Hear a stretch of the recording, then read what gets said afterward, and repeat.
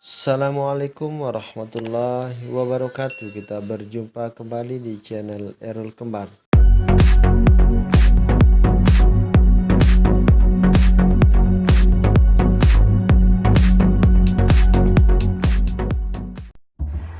Selamat datang di channel Errol Kembar. Kali ini kami akan berbagi pengetahuan tentang materi tema 1, subtema 1, pembelajaran 3 di kelas 5 sekolah dasar.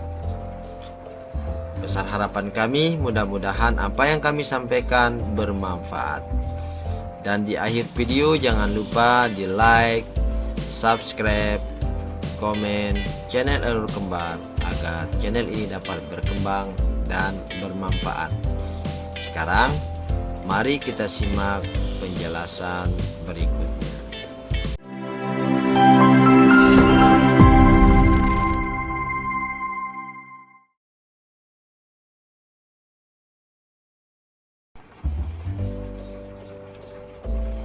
Topik yang akan kita bahas pada kesempatan kali ini adalah 3 mata pelajaran, yaitu pelajaran PKN dengan topik nilai-nilai yang terkandung dalam sila Pancasila.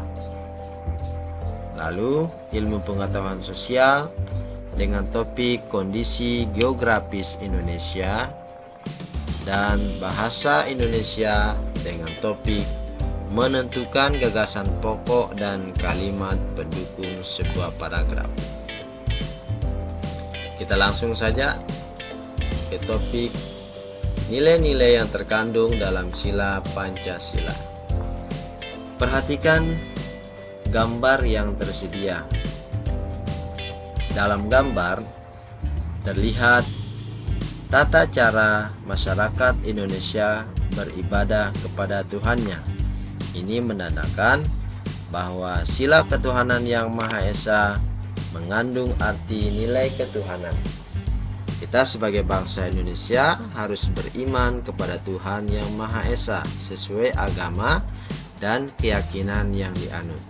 Sila ini mengharuskan kita untuk saling menghormati dan bekerja sama antar pemeluk agama yang berbeda-beda. Bagaimana dengan sila yang kedua? Sila kemanusiaan yang adil dan beradab, nilai kemanusiaan. Jadi nilai kemanusiaan bersifat universal. Setiap warga negara harus mengakui persamaan derajat, hak dan kewajiban sesama manusia. Dengan menjunjung tinggi persamaan derajat, hak dan kewajiban, bangsa Indonesia mampu menegakkan dan memelihara kebersamaan. Sedangkan untuk sila yang ketiga, persatuan Indonesia mengandung nilai persatuan. Persatuan atau nasionalisme adalah perasaan satu sebagai sebuah bangsa, satu dengan seluruh warga yang ada dalam masyarakat.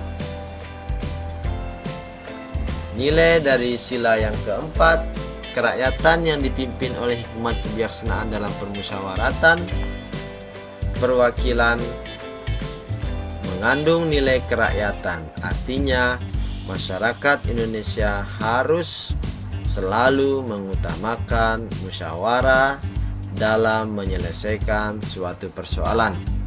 Dengan musyawarah diharapkan masyarakat dapat membuat keputusan yang diambil secara bulat, serta hasil musyawarah itu harus dilaksanakan oleh seluruh peserta musyawarah. Selanjutnya sila yang kelima, keadilan sosial bagi seluruh rakyat Indonesia mengandung nilai keadilan. Keadilan berarti kemakmuran yang merata bagi seluruh rakyat Indonesia. Seluruh kekayaan alam dan sebagainya dipergunakan bagi kebahagiaan bersama. Selanjutnya kita akan membahas tentang penerapan nilai Pancasila dalam kehidupan sehari-hari. Contoh, sila yang pertama, ketuhanan yang Maha Esa, penerapannya misalnya menghormati, kebebasan agama, dan kepercayaan yang anut dalam menjalankan ibadah. Misalnya juga tidak memaksakan sesuatu agama dan kepercayaan kepada orang lain. Sementara sila yang kedua, penerapannya dalam kehidupan sehari-hari, misalnya melakukan kegiatan kemanusiaan, saling mencintai sesama manusia, menegakkan kebenaran dan keadilan, menjauhi rasialisme. Sementara sila yang ketiga, kita dapat menerapkan sikap cinta tanah air, rela berkorban demi bangsa dan negara, memajukan pergaulan demi persatuan dan kesatuan bangsa yang berbineka tunggal ika. Untuk sila yang keempat, penerapannya dalam kehidupan sehari-hari, misalnya mengutamakan kepentingan umum di atas kepentingan pribadi dan golongan, terus mengutamakan budaya masyarakat musyawarah dengan semangat kekeluargaan. Bagaimana dengan sila yang kelima? Kita simak bersama-sama. Sila yang kelima, penerapan dalam kehidupan bermasyarakat, misalnya memiliki sikap bekerja keras dan menghargai hasil kerja keras orang lain dan bersikap hemat. Bagaimana adik-adik? Apakah semua penerapan dari nilai Pancasila ini bisa kita terapkan dalam kehidupan sehari-hari? Nah, untuk menunjang itu, kita perlu mengetahui perilaku yang sesuai dan tidak sesuai dengan Pancasila. Kita lihat sila yang pertama. Perilaku yang sesuai, misalnya beribadah sesuai dengan agama dan kepercayaan masing-masing, tidak memaksakan agama kepada orang lain, memberikan kesempatan orang lain beribadah, merayakan hari besar keagamaan. Terus yang tidak sesuai apa? Misalnya melarang orang lain beribadah, berbuat gaduh saat orang lain beribadah, atau mengejek cara beribadah agama lain, atau mencoret-coret tempat ibadah. Nah, ini tidak boleh kita lakukan. Sila yang kedua, penerapannya perilaku yang sesuai dan tidak sesuai. Yang sesuai misalnya tidak membeda-bedakan teman, saling membantu dan menolong antar sesama, menjenguk orang sakit misalnya. Sementara yang tidak sesuai, tidak mau berteman karena orangnya miskin, mengejek orang lain, berbicara kasar kepada orang lain, menyerobot antrian misalnya. Terus yang ketiga apa nilai persatuan Indonesia? Nah, misalnya yang sesuai, kita gotong royong, mengikuti kerja bakti, mempelajari kesenian dari daerah lain.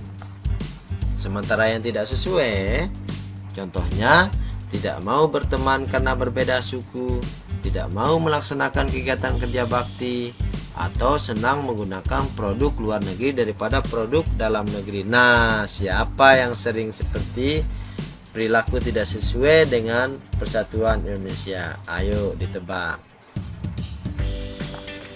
Terus sila yang keempat, misalnya yang sesuai musyawarah mufakat, melaksanakan hasil musyawarah dengan bertanggung jawab, menghargai pendapat orang lain, tidak memaksakan pendapat pribadi kepada orang lain. Sementara yang tidak sesuai, misalnya tidak memberi kesempatan orang lain beribadah, berpendapat, tidak melaksanakan hasil keputusan musyawarah, atau tidak mau mengikuti pemilihan umum. Selanjutnya, perilaku yang sesuai dengan nilai keadilan sosial bagi seluruh rakyat Indonesia. Pertama, memberikan kesempatan kepada orang tua untuk duduk ketika berada di angkutan umum, menghukum pelanggar hukum dengan adil, menghargai hasil karya orang lain. Sementara yang tidak sesuai, mengejek hasil karya orang lain, mencontek saat mengerjakan tugas, melakukan penambangan tanpa izin, dan marilah dalam kehidupan sehari-hari kita mengamalkan perilaku-perilaku atau nilai-nilai yang terkandung dalam Pancasila. Selanjutnya kita akan membahas tentang materi ilmu pengetahuan sosial.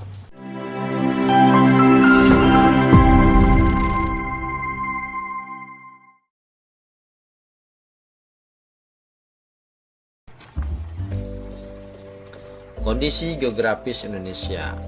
Perhatikan peta berikut ini. Nah, dari peta dapat terlihat bahwa Indonesia adalah negara yang sangat luas. Luas wilayah Indonesia menurut data Badan Pusat Statistik tahun 2015, luas daratan Indonesia adalah 1.913.578,68 km persegi, sedangkan luas perairannya 3.257.483 km persegi. Ternyata perairan lebih luas daripada daratan, sehingga Indonesia disebut sebagai negara maritim. Selanjutnya, letak wilayah Indonesia berdasarkan peta tersebut. Jadi, Indonesia terletak di antara dua benua, yaitu benua Australia dan benua Asia. Nah, serta terletak di antara dua samudra, yaitu Samudra Hindia dan Samudra Pasifik. Batas wilayah Indonesia, di sebelah utara ada Malaysia, ada negara Singapura, ada Brunei Darussalam, dan Samudra Pasifik. Di sebelah barat ada Samudra Pasifik, sebelah selatan ada Samudra Hindia, Laut Timur dan Timur Leste, dan Australia. Di sebelah timur ada Samudra Pasifik dan Papua Nugini. Jadi, negara kita adalah negara yang sangat luas. Jadi kita berkewajiban untuk menjaga negara kesatuan Republik Indonesia tersebut. Sekarang kita beralih ke materi bahasa Indonesia, yaitu menentukan gagasan pokok dan kalimat pendukung paragraf.